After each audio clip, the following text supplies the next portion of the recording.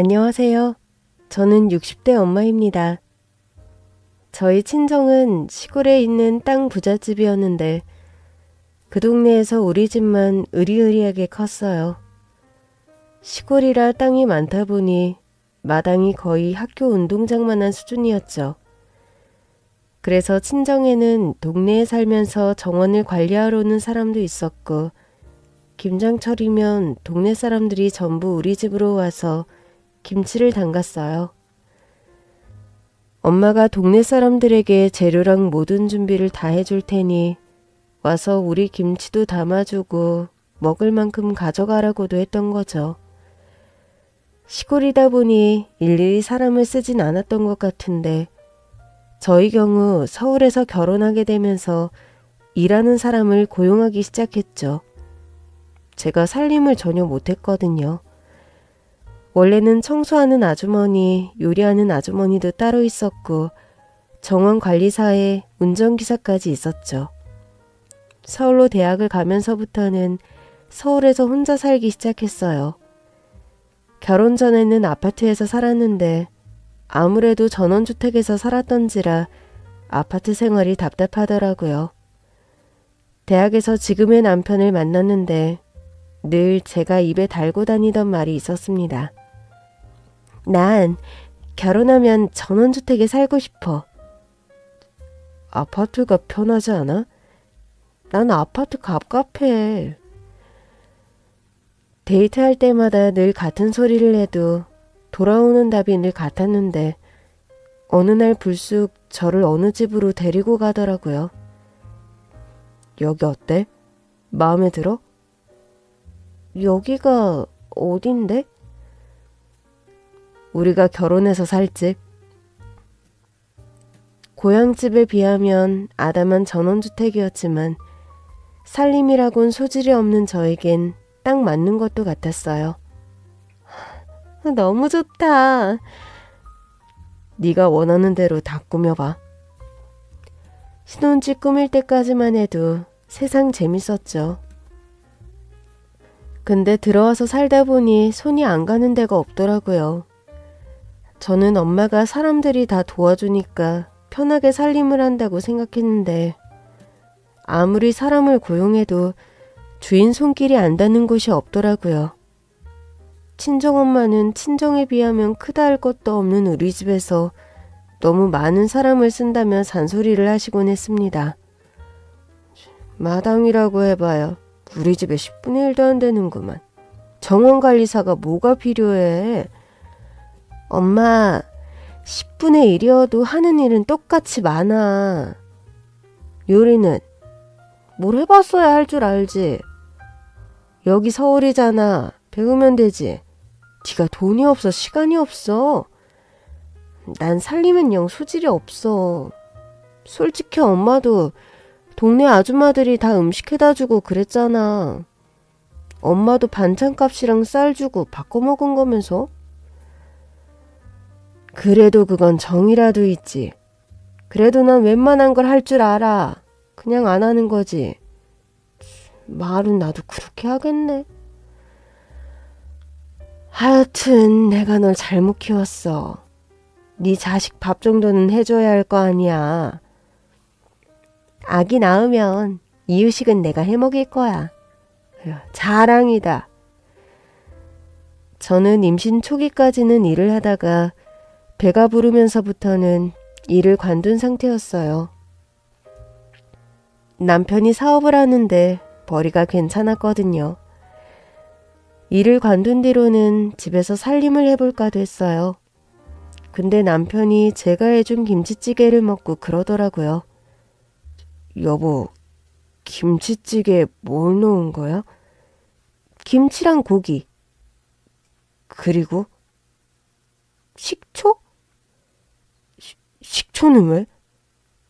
얼마나 넣었는데? 묵은지가 없어서 신김치로 만들려면 식초를 넣으라던데? 한 컵 정도밖에 안 넣었어. 김치가 부피가 이만하니까 한 컵은 넣어야 할 것 같아서. 여보, 난 일해주시는 아주머니가 다시 오셨으면 좋겠어. 내일부터 다시 오시라고 할게. 고마워. 제가 한 달 정도 요리를 했을 때였는데 남편 얼굴이 반쪽이 됐었어요.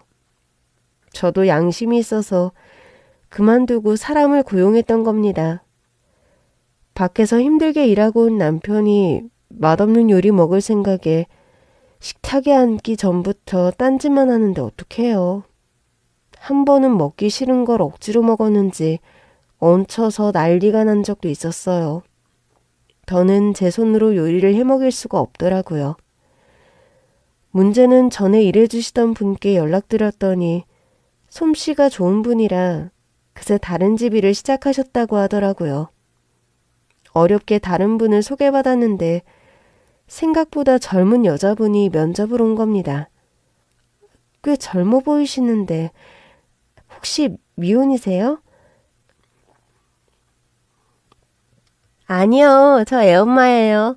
나이가 많은 건 아닌데 얼마 전에 아들 낳았어요. 아, 그러셨구나. 저보다 선배시네요. 전 임신 중이에요. 그러시구나. 축하드려요. 입덧은 없으세요? 네. 안 그래도 신기해하는 중이에요. 그럼 뭐든 잘 드시겠네요. 저 요리도 잘하고 청소도 잘해요. 근데 저는 요리하시는 분이랑 청소하시는 분을 따로 뽑고 있어서. 안 그래도 얘기는 들었어요. 그렇게 하시는 이유가 뭘까요? 청소는 일주일에 2번 정도만 부르거든요. 음식 하시는 분도 하루에 몇 시간씩만 와서 하고 가시면 되고요. 둘 다 한 분이 하면 상주하는 경우가 많은데 우리 집은 상주하는 분은 안 찾고 있어서요. 네.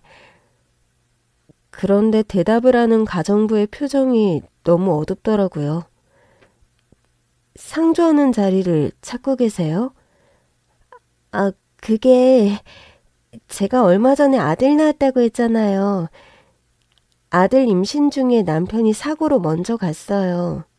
그래서 지금 지하 새방에서 살고 있는데 상주하면 그래도 지하 새방보단 낫지 않을까 싶어서요. 그 얘기를 듣는데 마음이 짠하더라고요. 사실 저희 집에 별채가 있긴 했거든요. 그날은 일단 돌려보낸 뒤 고민하면서 몇 분 더 면접을 봤는데 자꾸만 그분이 마음에 걸리더라고요. 저는 남편에게 상의했습니다. 우리 별채 말이야. 치워서 가정부 아주머니 쓰시라고 해도 될까? 가정부 상주하는 거 싫다더니. 원래는 그랬지. 보통 가정부는 나이가 많으니까 좀 불편할 줄 알았는데 그 사람은 사정도 딱하고 나랑 나이도 비슷한 것 같아서 괜찮을 것도 같아. 당신 하고 싶은 대로 해. 어차피 별채에서 지내는 거면 나는 상관없지. 결국 저는 그 가정부를 집으로 들이기로 했습니다. 집으로 불러서 별채에서 지내라고 했더니 너무 좋아하더라고요. 사모님, 정말 감사합니다. 그럴 거 없어요. 별채라고 해봐야 방 2개에 화장실 하나짜리 작은 집이에요. 그게 얼마예요? 햇빛도 잘 들고 방도 2개면 아쉬울 게 없죠. 그날 이후 가정부는 어린 아들과 함께 우리 집에 들어와 살기 시작했어요. 아직 제가 아기를 낳기 전이라 가정부 아들도 한 번씩 봐주면서 육아지식을 배우기도 했죠. 그 사이 저는 딸을 낳았고 행복한 나날이 이어졌습니다. 가정부와도 친구처럼 친해져서 집에 말벗이 있는 것 같아서 좋았어요. 그러나 문제는 생각지도 못한 데서 일어났습니다. 딸아이가 잘 자라고 있는지 정기검진을 받았는데 예상치 못한 결과를 받았어요. 지능장애가 있네요. 네? 경계선이긴 하지만 지능장애는 분명합니다. 딸이 경계선 지능장애 진단을 받은 겁니다. 이 소식을 들은 남편도 하늘이 무너진 것처럼 슬퍼했습니다. 이렇게 예쁘게 웃는데. 경계선이니까 우리가 더 신경 쓰면 그래도 더 나빠지는 건 막을 수도 있다는데 어떻게든 해야지. 우리는 부모니까. 너무 무서워. 이 험한 세상에 우리 딸을 어떻게 내놔. 우리가 평생 책임지고 살면 돼. 여보, 우린 할 수 있어. 우리 둘이 같이 하면 돼. 그럼에도 의지를 불태우는 남편 덕에 저도 조금은 더 힘을 낼 수 있었어요. 그래서 경계선이니까 혹시나 시간이 좀 지나면 나아지지 않을까 하는 희망도 있었고요. 그러나 시간이 지나도 진단은 바뀌지 않았고 딸은 경계선 지능장애를 가진 채 자랐습니다. 그 과정에서도 가정부의 도움을 받았어요. 우리 공주님 숙제해야죠. 공부 싫어. 우리 공주님 예쁜 말 어떻게 한다고 했죠? 공부 싫어요 라고 말해야죠. 공부 싫어요. 딸은 조금 느렸지만 학습을 아예 못하는 정도는 아니었어요. 그럼에도 다른 아이들보다 좀 느리고 어딘가 멍한 딸을 보고 있으면 제 심장을 도려내는 것처럼 아플 때가 있었습니다. 그럴 때마다 눈물을 흘리고 있으면 가정부가 와서 위로를 해주곤 했어요. 저렇게 천사 같은 딸내미가 어딨다고 울어요. 모르겠어요. 괜찮다가도 또 불쑥 마음이 무너지고 그래요. 걱정 마세요. 사모님이랑 사장님이랑 저랑 같이 키우면 누구보다 건강하고 예쁘게 자랄 거니까. 가정부의 덕담 덕분이었을까요? 제 딸은 정말 천사같이 예쁘게 자랐어요. 누가 봐도 한눈에는 예쁘다는 소리가 절로 나오는 착한 아이였죠. 그러나 입만 열면 어딘가 많이 느리고 맹한 모습이 드러나곤 했죠. 그런 이유로 종종 괴롭힘을 당할 때도 있었습니다. 야, 네 가방 좀 일로 줘봐. 왜? 내 거랑 바꾸자. 싫은데? 싫긴 뭐가 싫어. 바보 주제. 운전기사님이 딸을 내려주고 주차하는 사이에 일어난 일이었어요. 대문을 열었다가 머리 끝까지 화가 났는데 갑자기 가정부 아들이 나타나는 겁니다. 니들 지금 뭐라고 했어? 오빠가 뭔데 나서요? 나? 얘 가족인데? 아, 짜증나. 야, 가자. 잠깐, 가긴 어딜 가. 사과하고 가. 싫어요. 뺏은 것도 아닌데 웬 사과? 그럼 어쩔 수 없네. 내가 지금 녹음했는데 이거 가지고 경찰서 가야겠다. 네? 니들 모르지? 타인을 모독하는 것도 죄인 거. 바보 보고 바보라고 한 게 무슨 모독이에요? 진짜 바보가 어떤 사람인 줄 알아? 쟤요! 애들이 얼마나 고약한지 제 딸 면전에 대고 계속 바보라고 놀리는 겁니다. 그런데도 가정부 아들은 눈 하나 깜짝하지 않고 그 애들에게 일러주더라고요. 아니, 스스로 바보라는 걸 모른 채 타인에게 바보라고 하는 사람. 예의도 머리가 좋은 사람이 지키는 거야. 니들 보니까 머리가 안 좋아도 안 좋아 보이는데 그게 바보잖아. 아니야? 가정부 아들은 결국 그 애들에게 사과까지 받아냈어요. 제 딸은 사과를 받으면서도 그저 헤헤 웃기만 하더라고요.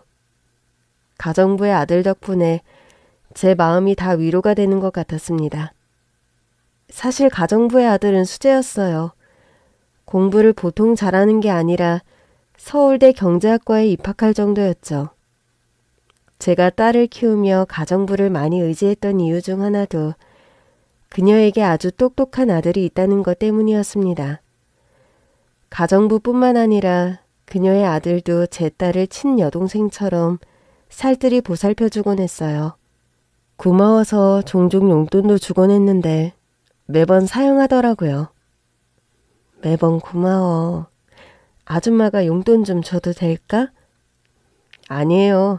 제가 좋아서 하는 건데 용돈을 왜 주세요? 이모가 준다고 생각하고 받아. 먹고 싶은 것도 많고 사고 싶은 것도 많을 나이잖아. 그렇게 겨우 손에 쥐어줘도 그 돈으로 제 딸하고 나눠 먹을 간식을 사오거나 제 엄마가 좋아하는 케이크를 사오는 게 다더라고요. 그때마다 가정부가 얼마나 부러웠는지 모릅니다. 어떻게 아들을 저렇게 키웠어요? 우리 딸도 지능이 정상이었으면 저렇게 살뜰했으려나. 저는 사모님 따님이 더 부러워요. 우리 아들은 공부도 저렇게 잘하는데 저 같은 엄마한테서 태어나서. 그런 말이 어딨어요. 아주머니가 낳았으니 똑똑하게 태어난 거지. 혹시 공부 더 하겠다고 하는데 돈이 부족한 거면 저한테 언제든 말씀하세요. 내가 해줄 거니까. 에? 사모님께서요?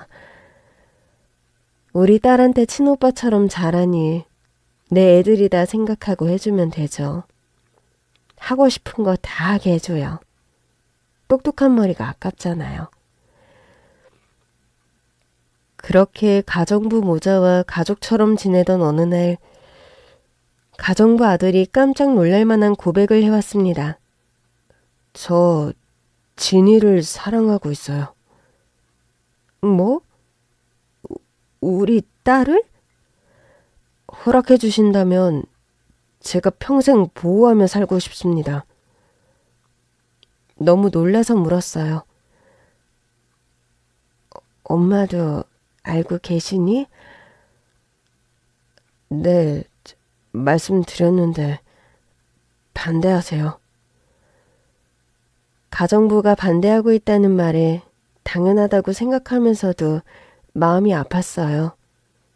그러고 보니 부쩍 가정부가 저에게 말을 안 거는 것 같았는데 그래서였나 싶더라고요. 일단 엄마랑 내가 얘기 좀 해볼게. 저는 가정부를 불러서 얘기했습니다. 아들 마음 알고 있었다면서요? 미안해요. 요즘 그래서 말이 별로 없었던 거예요? 무슨 안 좋은 일이나 했는데. 당연히 할 말이 없죠. 가정부가 단호하게 말하는데 얼굴이 다 뜨겁더라고요. 미안해요. 내가 아드님은 잘 설득해 볼 테니까. 제 아들이 감히 사모님 따님을 탐내는데 무슨 염치가 있겠어요.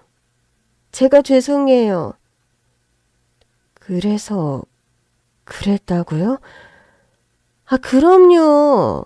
제가 딸처럼 키운 진이를 제 아들이 감히 좋아하다니 죄송해서 얼굴을 못 들겠어요. 그게 무슨 소리예요. 똑똑한 아들이 부족한 우리 딸을 좋아한다는데 내가 미안하지.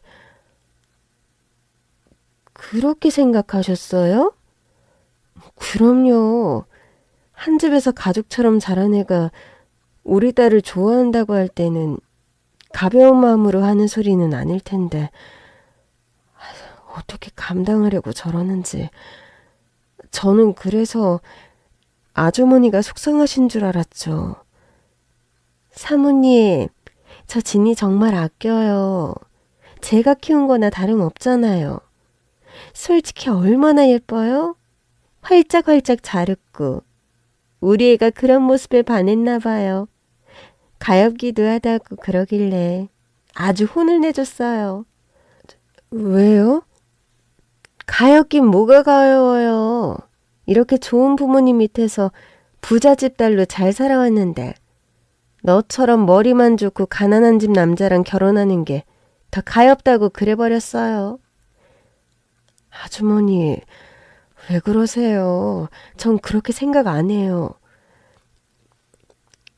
처음에는 가정부가 우리 딸을 며느리로 들이는 게 탐탁치 않아서 애둘러 거절을 하는 건가 했어요. 그런데 가정부의 말은 다 진심이었더라고요. 시간이 지나도 가정부 아들은 제 딸을 포기하지 않았고 졸업 후 좋은 직장에도 취업했습니다. 사실 저는 가정부 아들의 마음이 변할 줄 알았어요. 제가 일부러 제 딸이랑 정떼라고 나가서 살게끔 원룸 오피스텔도 얻어주었는데 주말마다 꼬박꼬박 집에 와서는 제 딸과 대화를 나누고 다정하게 지내는 겁니다. 가정부 아들을 보며 제 딸이 빙긋 웃는데 더는 모른 척할 수가 없더라고요. 결국 가정부를 불러 부탁했습니다. 우리 딸 그 집으로 시집 보내도 될까요? 어머, 사모님, 드디어 마음을 먹으신 거예요? 좋은 직장도 갔길래 가서 좋은 여자 만나라고 집까지 얻어줬는데 쟨 우직해요. 절대 안 변해요. 그래요? 네. 어릴 때부터 마음먹은 건 고쳐먹은 적이 없어요. 공부만 한 새님 같아 보여도 강단 있고 뜻이 굳건한 애예요. 가정부의 말을 듣고 있으니 마음이 더 놓이더라고요. 그래요. 우리 결혼시킵시다. 늦춰봤자 애들 마음만 서운하지. 딸의 결혼식 날 얼마나 울었는지 모릅니다. 저는 제 딸이 면사포를 쓰고 결혼하는 모습을 보게 될 줄은 꿈에도 몰랐거든요. 저보다 저희 남편이 더 울었어요. 우리 딸 너무 예쁘네. 내가 평생 데리고 살라고 했는데 도둑 맞았어. 하여튼 못 살아. 날 또 감동해서 우는 줄 알았더니 억울해서 우는 거야. 내 딸을 훔쳐갔잖아. 남편 때문에 웃음이 터지는 바람에 눈물이 쏙 들어가고 말았죠. 그렇게 제 딸은 가정부 아들과 결혼했습니다. 결혼해준 게 고마워서 가정부에게 집도 한 채 해줬어요. 그랬더니 딸을 데리고 살고 싶다고 하더라고요. 제가 딸처럼 잘 데리고 살게요. 걱정하지 마세요. 사부인 잘 부탁합니다.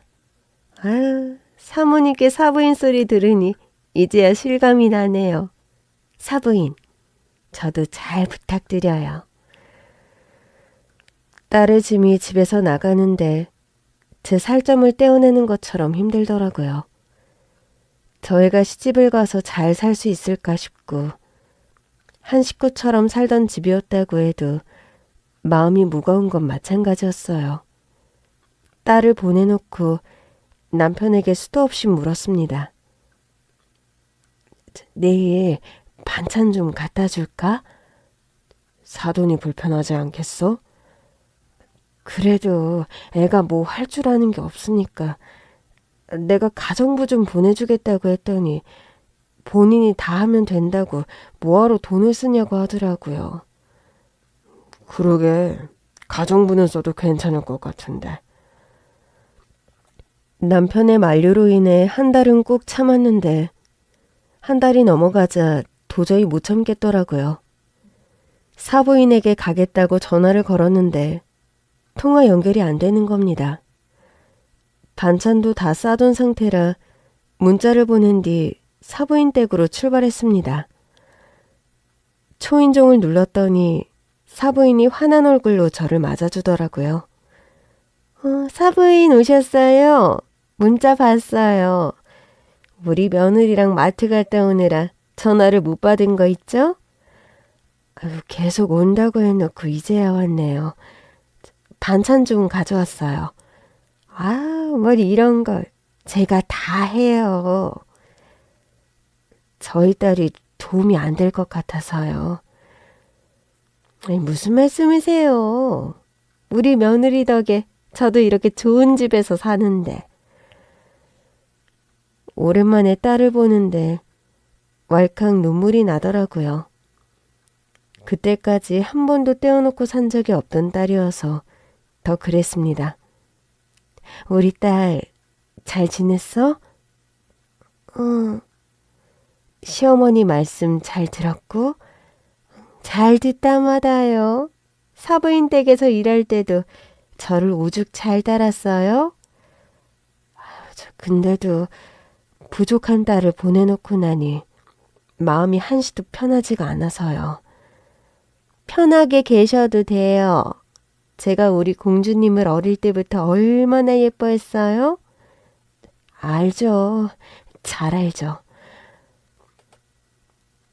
그렇게 사부인과 오랜만에 수다를 떨고 나왔습니다.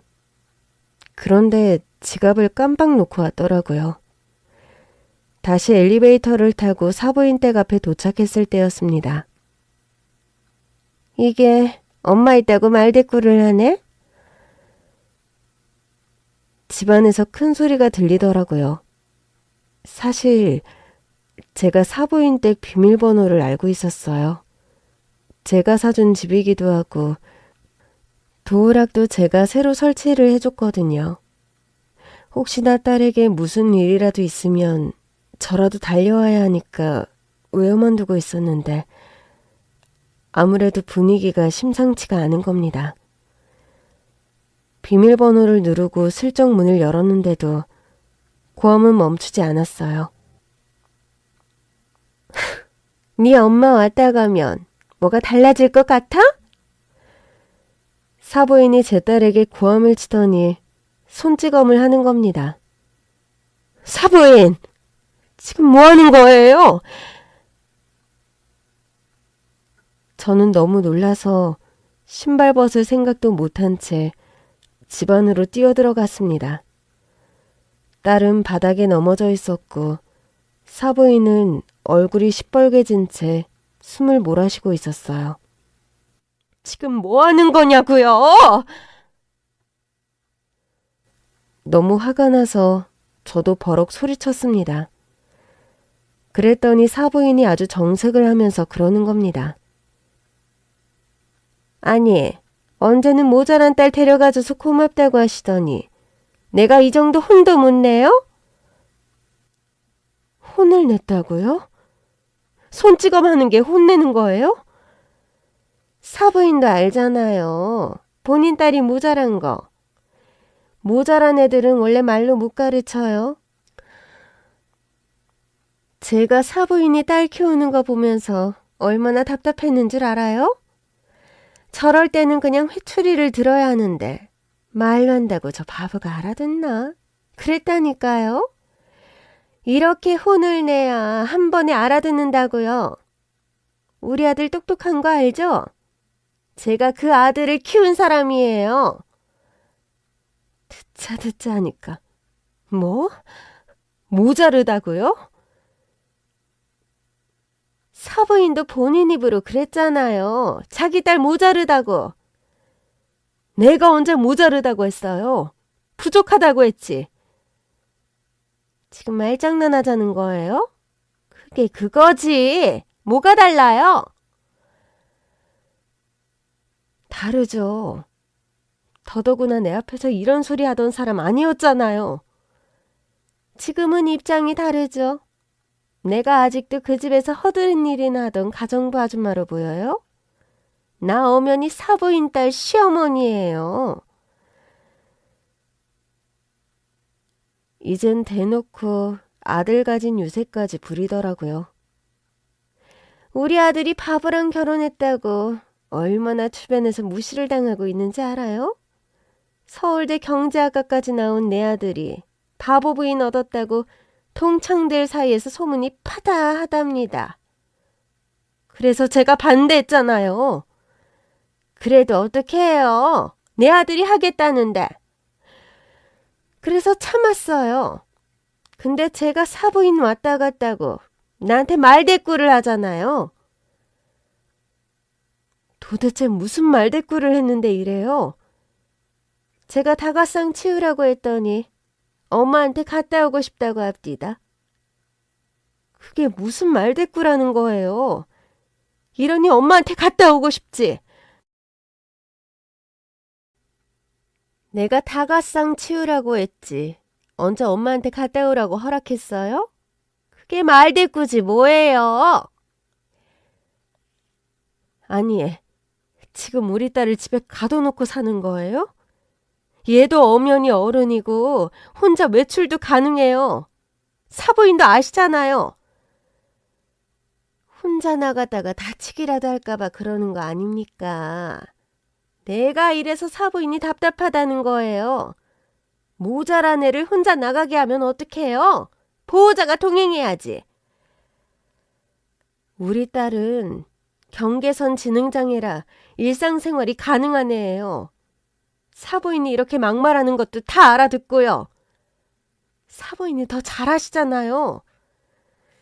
그래봤자 지능장애죠.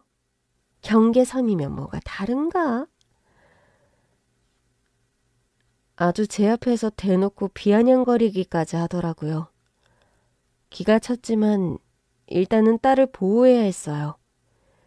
듣고 있는 딸에게도 너무 상처일 것 같더라고요. 아무래도 이 집에 제 딸은 못 두고 가겠네요. 제가 일단 데리고 가겠습니다. 그게 무슨 소리예요? 걘 이제 우리 식구예요. 누가 뭐래도 우리 집 며느리라고요. 그 전에 제 딸입니다. 아니, 그럴 거면 애초에 결혼을 확실히 말리든가. 이제 와서 걔를 빼간다는 건 우리더러 이 집도 토해내라는 거 아니에요? 지금 집이 중요해요? 사부인 말로 인해 제 딸이 상처받고 있잖아요. 더더구나 손찌검까지 하셨잖아요. 이거 아주 큰 문제예요. 일 한번 크게 만들어봐요? 그랬더니 다짜고짜 제 딸에게 와서 멱살을 잡고 흔드는 겁니다. 네가 말해봐. 네가 나한테 더하면 더했지 덜하지 않았잖아. 이거 안 놔요? 저는 사부인을 딸에게서 떼어내려 했지만 힘이 어찌나 좋던지 저만 나가 떨어지기를 반복했어요. 너 툭하면 내 말 무시하고 들었으면서 못 들은 척하고 했어 안 했어? 니네 집 잘 산다고 나한테 유세 부렸어 안 부렸어? 대답해 보라니까. 겨우 사부인을 딸에게서 떼어냈습니다. 도대체 이게 뭐 하시는 겁니까? 사부인이 몰라서 그래요. 제가 저런 식으로 나를 얼마나 무시하는데요. 우리 집 가난하다고 이 집도 자기 명이라고 은근히 토도하다니까요. 우리 딸은 이 집이 자기 명의인지도 몰랐어요. 바보도 아니고 그걸 어떻게 몰라요? 아까는 바보라면서요. 이제는 또 바보가 아니라서 다 안다는 거예요? 그때였습니다. 낯선 목소리가 들렸어요. 저기 잠깐만요. 저와 사부인은 동시에 현관 쪽을 봤습니다. 매섭게 생긴 여자가 문 앞에 서서 우리를 멀뚱멀뚱 보고 있더라고요. 제가 도저히 끼어들 틈이 없어서 어쩔 수 없이 보고 있었어요. 이제 좀 끼어도 될까요? 저도 좀 바빠서요. 그런데 그 여자를 보던 사부인의 얼굴이 새하얗게 질리는 겁니다. 저는 처음 보는 사람이라 의아해서 물었죠. 누구세요? 저는... 그러자 사부인이 대뜸 제 다리를 붙들고 매달리는 겁니다. 사부인, 저 좀 도와주세요. 네? 아니, 왜 이래요? 이거 나요. 사부인, 저 좀 살려주세요. 네? 그 여자는 껌까지 질겅질겅 씹으며 사부인 앞에 섰습니다. 오랜만이에요. 왜 이렇게 전화를 안 받으실까? 사부인, 저 좀 살려주세요. 네? 아무래도 분위기가 이상해서 사부인을 겨우 떼어낸 뒤 그 여자에게 물었습니다. 도대체 누구세요? 누구신데 남의 집에 이렇게 불쑥 들어와요? 아, 이분 사돈이신가 보다. 저는 이분 채권자예요. 저한테 10억 빌려가셨거든요. 네? 저는 너무 놀라서 사부인을 봤습니다. 채권자가 온 것보다 더 놀라운 건 사부인이 10억이라는 거금을 빌렸다는 거였죠. 아니지, 사부인. 집도 우리가 하고 결혼식 비용도 우리가 다 댔는데 10억은 왜 빌리셨어요? 그게... 그 사이 방에 들어갔던 딸이 손에 뭔가를 들고 나오더라고요. 엄마, 이거. 딸이 내민 게 뭔가 하고 보니 각서였습니다. 아니, 이게 뭐야? 이 아파트 명의를 네 남편 앞으로 넘긴다고? 이런 각서를 왜 썼어? 딸은 손끝으로 사부인을 가리켰습니다. 아줌마가 시켰어. 뭐? 아니, 쟤 좀 봐. 저거 보라고요. 제가 나한테 지금도 아줌마라고 한다니까. 내가 아직도 가정부인 줄 안다고요. 그러니 내가 쟤 보면 열이 받겠어요? 안 받겠어요? 돈 많다고 날 은근히 무시한다니까. 사부인이 시끄럽게 떠들자 채권자가 재밌다는 듯 중얼거렸습니다. 부잣집 며느리 바로 물었다더니 사돈네가 부잣집인 건 사실인 것 같네. 사돈이 입고 든 것도 뭐 다 명품이고. 내가 그렇다고 했잖아. 금방 갚는다고. 조금만 기다려 달라고. 그렇게 말한 게 벌써 1년 전이거든. 그러고 보니까 사돈한테 이미 신뢰도 잃었구만. 무슨 수로 갚겠다는 거예요? 상황은 혼란 그 자체였습니다. 사부인에게 10억을 받겠다고 온 채권자부터 딸이 내민 각서까지. 진짜 기가 차서 일단 딸을 데리고 나왔어요. 그랬더니 등 뒤에서 사부인이 소리소리 지르더라고요. 야, 이 나쁜 년아! 내가 네 딸 키워주는 것도 모자라 며느리로까지 맞았는데 그냥 가겠다는 거야? 모른 척 엘리베이터를 기다리는데 두 사람의 대화가 계속 들리더라고요. 그래서 결국 작전 실패하는 거잖아요.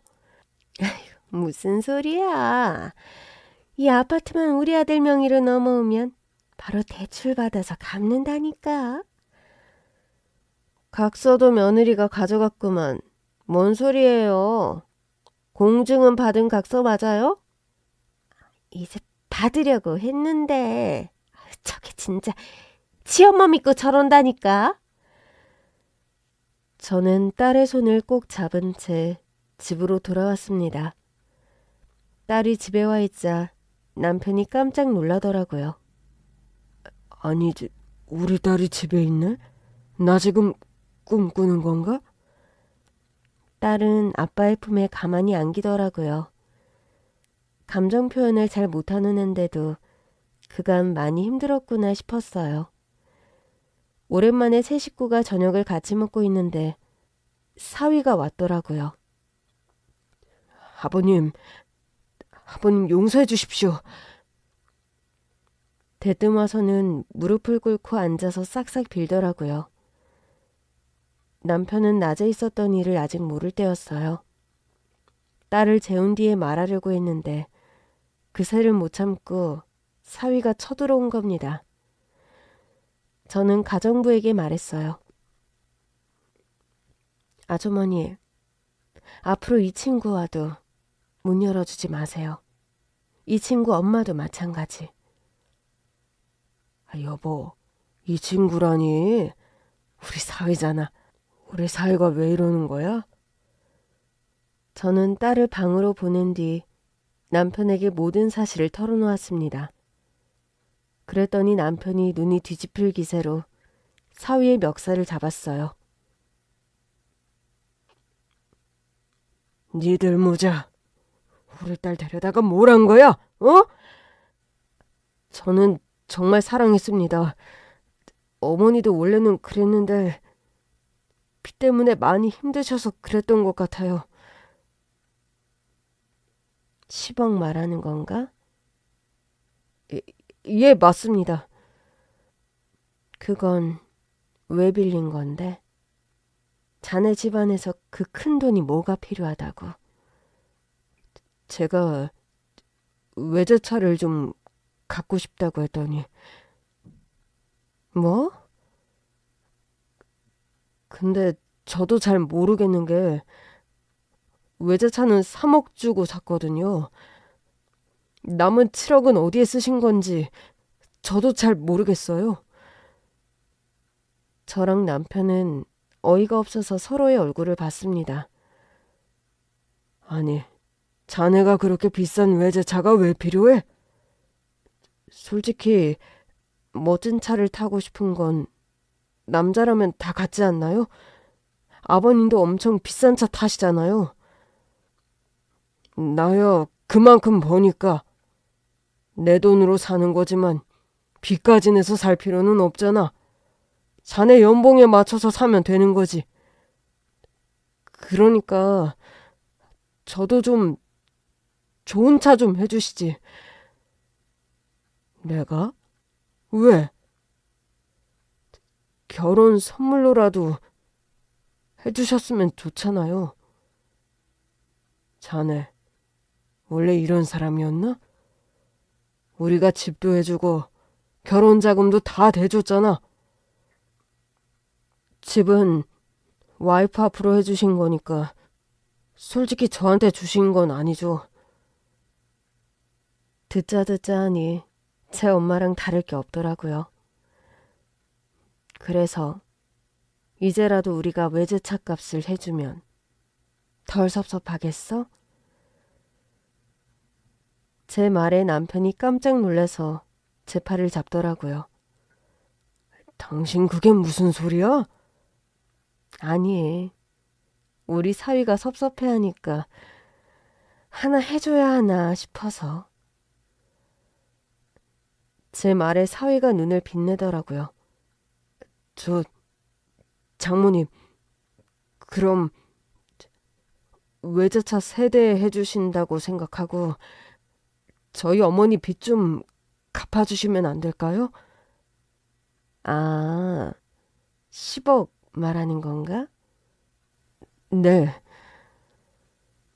사위가 급히 우리를 찾아온 건 딸을 찾으러 온 것도 아니었고 제 어머니 발등에 떨어진 불을 끌어온 거였더라고요. 다음날 저는 사부인 댁에서 본 채권자와 만났습니다. 사부인이 빌린 돈이 10억이 전부예요? 왜요? 대신 갚아주시기라도 하게요? 일단 정확한 금액부터 좀 합시다. 10억 맞아요. 근데 이자가 계속 붙고 있으니까 빨리 갚는 게 좋긴 하죠. 제가 살게요. 예? 그 채권 제가 산다고요. 갚아주는 게 아니라 산다고요? 그쪽한테는 이러나 저러나 돈 받으면 되는 거 아니에요? 그렇긴 하죠. 근데 표현이 좀 이상해서. 그럼 바로 거래합시다. 와, 이렇게 쉽게 해결될 줄이야. 그 아줌마 평생 못 갚을 줄 알았는데. 내 돈 돌려받은 기념으로 재밌는 거 보여줄까요? 네? 저는 채권자에게서 사부인의 10억짜리 채권을 샀습니다. 그날 저녁 사부인과 사위를 제 집으로 오라고 했어요. 그 자리엔 남편과 딸도 있었습니다. 사부인 채권은 제가 샀어요. 10억 주고. 제 말에 사부인과 사위는 웃음이 터지려는 걸 겨우 참더라고요. 하여튼 우리 사부인 이렇게 해주실 거면서 꼭 그렇게 까칠하게 구시더라. 장모님 감사합니다. 엄마는 나한테 고마워해. 내가 어제 와서 빌었어. 뭘 빌어? 무릎이라도 꿇었다는 소리야? 꿇었지. 그럼 어떡해. 엄마가 10억 빚 때문에 감옥 가게 생겼는데. 어이가 없네. 사부인, 말씀해 보세요. 우리 아들 무릎 꿇리셨어요? 채권자가 왔을 때만 해도 바짓가랑이를 붙잡고 살려달라더니 빚을 갚았다고 하니 눈에 뵈는 게 없는 것 같더라고요. 와서 그냥 꿀턴데요. 근데 사부인은 왜 안 꿇으세요? 어머, 아유 기가 막혀서. 제가 아직도 이 집에서 일하던 가정부로 보이세요? 이럴 줄 알았어. 사부인이 이러니까 며느리도 날 무시하죠. 사부인도 꿇어야 할 텐데요. 제가 꿇긴 뭘 꿇어요? 10억 좀 갚아줬다고 유세 부리는 거예요? 저는 거실에 있던 대형 TV 스크린을 켰습니다. 스크린에는 영상 하나가 띄어져 있었어요. 여보, 제 생애. 화면 속 영상은 사부인 댁 거실에서 찍힌 영상이었습니다. 사부인이 제 딸의 머리끄덩이를 잡고 이리저리 휘두르고 있었어요. 사부인은 영상이 찍히는 줄 모르는 것 같았고 영상을 찍고 있는 사람에게 말했습니다. 이거 봐요. 내가 지금 이렇게 길을 들이고 있거든. 곧 각서 쓴다니까. 이 집 넘기면 바로 갚을게요. 제 딸은 사부인에게 머리채를 잡힌 채 휘청거리고 있었고 그 영상을 본 남편은 사위를 향해 버럭 소리쳤습니다. 자네는 뭐하고 있었던 거야? 자네 어머니가 우리 딸한테 이러는 거 알고 있었지? 아니, 뭐 엄마도 오죽 답답하면 그러셨겠어요. 장모님 장인어른께서 저희한테는 뭐 해주신 것도 없고 집도 안 할 거고 하니까 자네 대체 뭐라는 건가? 아니 뭐 저희도 뭐 진 게 있어야 와이프한테 잘하든가 하죠. 와이프 앞으로 아파트 한 채 해주신 것 빼고 뭐가 있어요? 뭐가 있냐니. 자네랑 어머니 우리 집에서 공짜로 먹고 살았잖아. 어머 사돈, 그건 아니죠. 제가 이 집을 위해서 밥에 청소에 안 한 게 뭐가 있어요? 그래서 우리가 월급을 안 줬습니까? 월급도 넉넉하게 드리고 집세도 안 받았잖아요. 이것 봐. 아유, 내가 이럴 줄 알았어. 사돈까지 저를 이 집에서 일하던 가정부로 보는 거죠? 두 분이 다 이러니까 제가 시어머니를 개뿔처럼 하는 거 아니에요? 좋은 말로 할 때 그만하고 무릎 꿇으세요. 저는 사부인에게 경고했지만 사부인은 또 버럭 화만 냈습니다. 아니, 좀 혼내다 보면 저럴 수도 있는 거지. 지금 돈 갚아줬다고 유세냐고요. 가족끼리 이러면 안 되죠? 그건 저희 엄마 말이 맞는 것 같아요. 자네 수재라고 하더니 이제 보니 영 쓸모가 없는 사람이구만. 장모님, 그건 너무 심합니다. 제가 왜 쓸모가 없어요? 저 직장에서도 일 엄청 잘해요. 아니, 이 사람들이 지금 10억 갚아줬다고 우리 아들까지 깔보는 거예요? 나는 깔봐도 내 아들한테는 그러면 안 되지. 엄연히 우리 아들은 서울대 졸업증이 있다고. 글쎄, 서울대 졸업증이 있든 말든 지금은 둘 다 내 앞에서 꿇어야 한다고요. 싫다니까요. 저도 싫습니다. 내 딸을 저렇게 대해놓고도? 사부인이 화면을 째려보더니 짜증을 내더라고요. 하여튼 그 여자, 에휴, 너무 치교해. 언제 저런 영상을 또 찍었대? 내가 사부인 10억 채권을 샀더니 보여주더군요. 사부인, 저도 그건 고맙게 생각해요. 그렇지만 사부인은 원래 돈도 많잖아요. 가족한테 이 정도도 못 해줘요? 솔직히 우리가 생각한 사이즈에 비하면 너무 약해요. 무슨 생각을 했는데요? 아니, 우리 아들처럼 수제 사위가 모자란 딸이랑 결혼해준다고 하면 뭐든 다 해줄 줄 알았죠? 저 10억 빌린 지 꽤 오래됐던데요. 빌린 지 꽤 됐죠. 아들 외제차 사주고 남은 건 뭐에 쓴 거예요? 에? 사부인이 그제야 당황하는 눈치더라고요. 아니, 전날만 해도 아무것도 모른다던 사위도 어쩐지 뭔가를 알고 있는 눈치였습니다. 자네가 말해봐. 혹시 알아? 솔직하게 말해주면 내 주머니가 또 열릴지? 진짜요? 사실 엄마가 판돈으로 다 날렸어요. 돈노름 하다가. 뭐? 야, 넌 아들이 돼서 그런 소리까지 꼭 해야겠니? 사실이잖아. 엄마 이 집을 쉴 때마다 노름하러 갔잖아.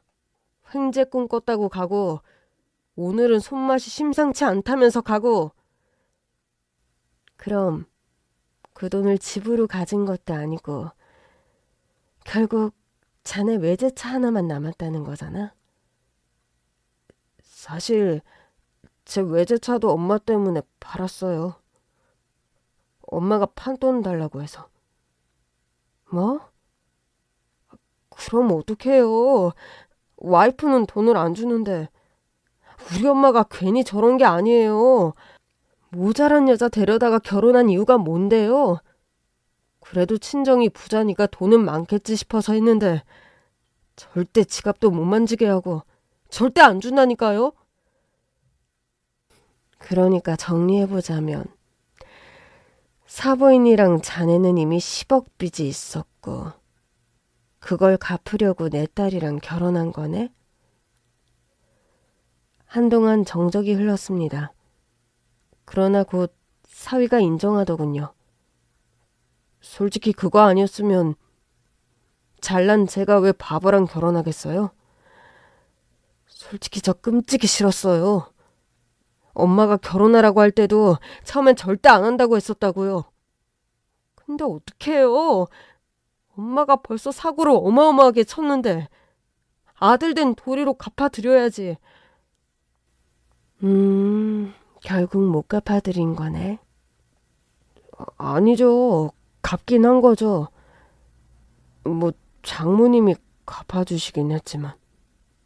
아니야. 자네랑 자네 엄마는 그 빚 못 갚았어. 아니지 사부인. 또 말장난이세요?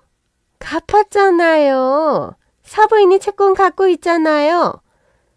네. 그러니까 못 갚으셨다고요. 예? 전 갚아준 게 아니라 채권을 사온 거예요. 한마디로 이 채권은 아직 살아있다는 겁니다. 그게 무슨 소리예요? 저한테 갚으셔야 한다고요. 그제야 사부인과 사위는 정신이 번쩍 든 눈치였습니다. 장모님, 설마 진심은 아니죠? 왜 아닐 거라고 생각하나?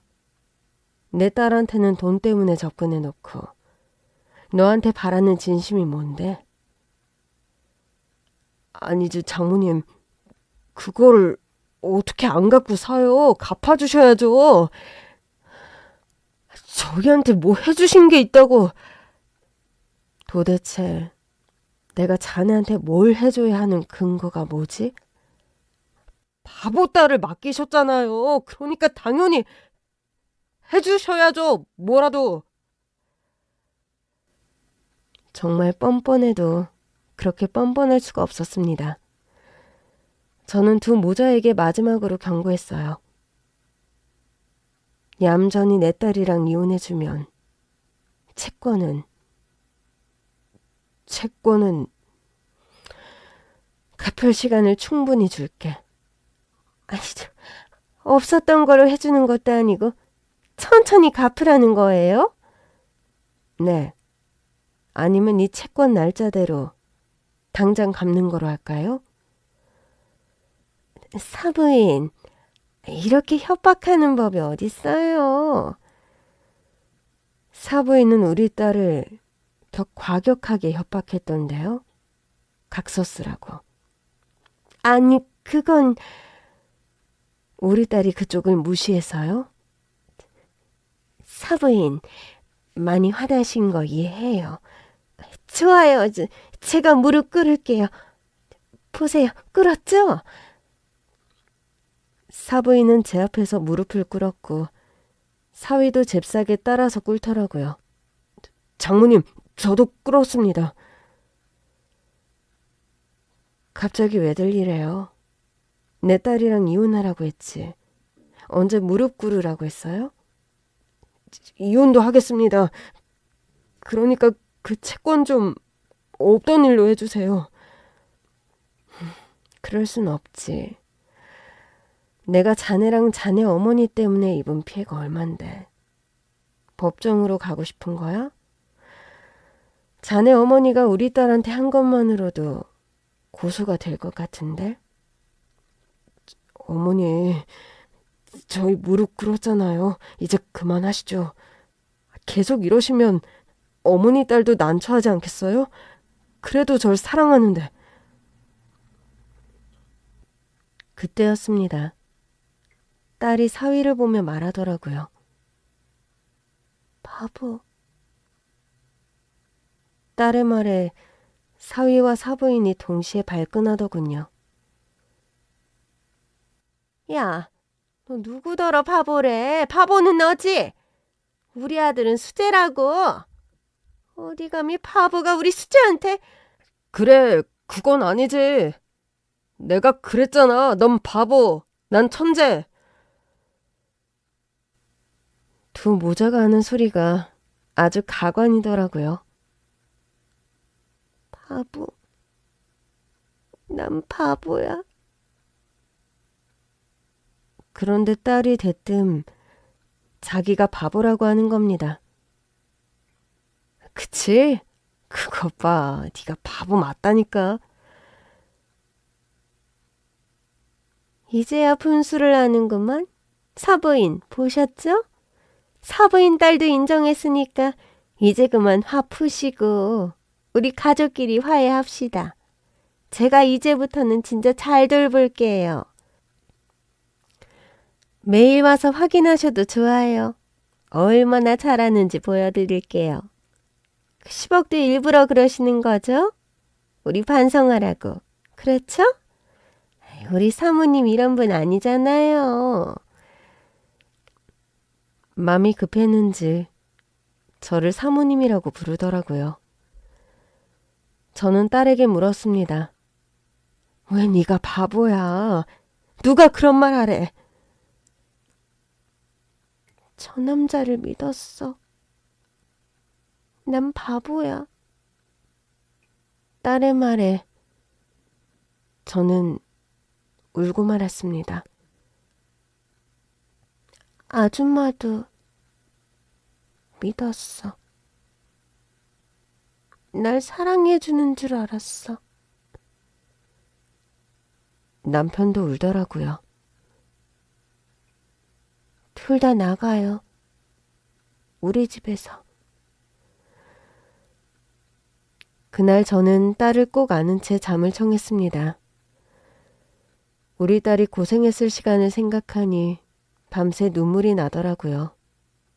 그래도 다시 내 품으로 돌아왔으니까 다시 행복한 기억만 주겠다고 다짐했어요. 다음날 저는 사부인에게 10억을 당장 갚으라고 했고 사부인과 사위는 냉큼 이혼 서류를 들고 찾아왔습니다. 그래도 약속한 게 있는데 일단 갚을 시간을 주기로 했어요. 약속은 지킬게. 자네가 열심히 일해서 다달이 갚도록 해. 장모님, 진짜 저희한테 그 아파트도 안 주실 거예요? 그럼 저희 어디서 살아요? 우리 집 별채에서 살면서 모은 돈도 자네 어머니가 다 판 돈으로 날린 건가? 네. 안 됐네. 그 돈이라도 잘 저축했으면 새빵이라도 하나 구할 수 있었을 텐데. 장모님, 저희 좀 살려주세요. 아파트만이라도 주시면 진짜 감사히 받을게요.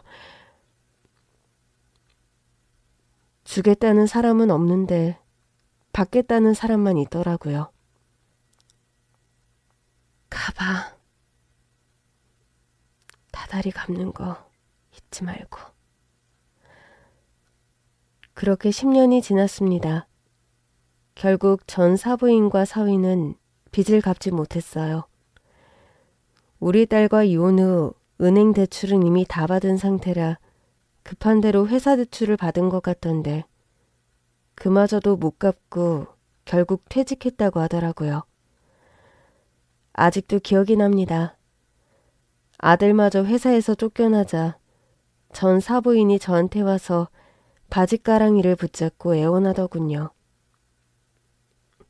사모님, 저 한 번만 다시 써주세요. 제가 아들놈이랑 연락 절대 안 하고 사모님 댁 하녀처럼 살게요. 예? 왜 이러세요? 그래도 한때는 사부인이었는데 갑자기 웬 사모님이에요? 한 번 사모님은 영원한 사모님이죠. 제가 사부인이라고 부를 때도 얼마나 불편했는지 몰라요. 저는 그냥 사모님이 돼서 얹혀 살 때가 가장 행복했어요. 제가 욕심이 컸어요. 제가 감히 우리 사모님 따님을 저 아주 납작 엎드려서 총처럼 살게요.